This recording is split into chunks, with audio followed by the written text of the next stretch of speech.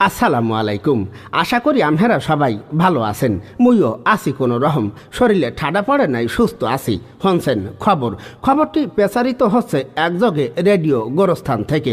আর খবর পড়ছি মুই শিক্ষিত বাপের একমাত্র অশিক্ষিত পোলা, বৌমারা ইয়েতিম মানু, বরিশাল্যে মনু।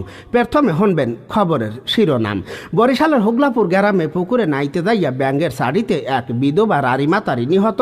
কুয়াকাড়ায় উন্দুরের বাসরায় চলাকালে ডিস্টার্ব করায় উন্দুরের এক লাথিতে পাড়া ছাগল আহত। পড্ডখালিতে ডায়রিয়ার পাতলা পায়খানা ঘ্রাণ সইতে না পাইরিয়া লইট্টা মাছের বউ পলাতক। ঝালকাঠিতে কুদ্দুসের খামারের পাতিহাসকে আইলাবি বলায় এক নেরিকুত্তার বিরুদ্ধে ইফটিজিং মামলা। আমতলিতে 12 বছরের টিকটিকিকে ধর্ষণের দায় এক পাড়া ছাগলের যাবজ্জীবন। কলেরায় কাহিল হইয়া সদরঘাটের এক কাতল মাছ মেডিকেলে ভর্তি।